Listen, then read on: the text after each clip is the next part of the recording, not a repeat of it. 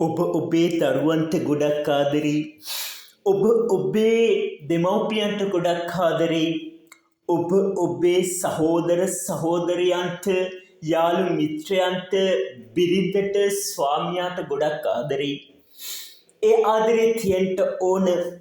හැබැයි පින්වතුනි, ඔබ ගොඩාක්ම ආදරය කළ යුත්තේ කාටද? ඔබ ගොඩාක්ම ආදරය කළ යුත්තේ ඔබටමයි. ඇයි?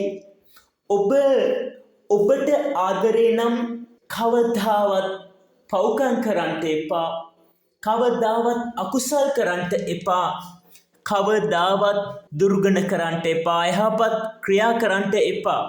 ඔබට ආදරේ නම් ඔබ පින් දහම් කරන්න, කුසල් කරන්න, බණ භාවනා කරන්න.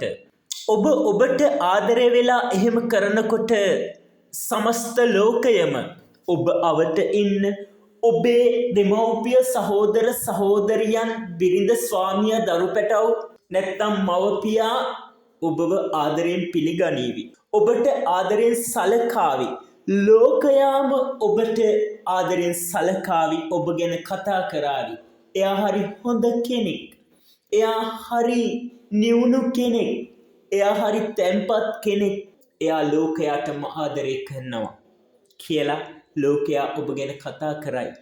එය ඔබට මෙලව පරලව දෙලවටම යහපත පිණිස හේතු වෙනවා. ඔබේ භෞතික දියුණුවට හේතු වෙනවා. ඒ වගේම පින්වතුනි, ඔබේ අධ්‍යාත්මික දියුණුවට හේතු වෙනවා. ඔබ සියලු දෙනාට තෙරුවන් සරණයි.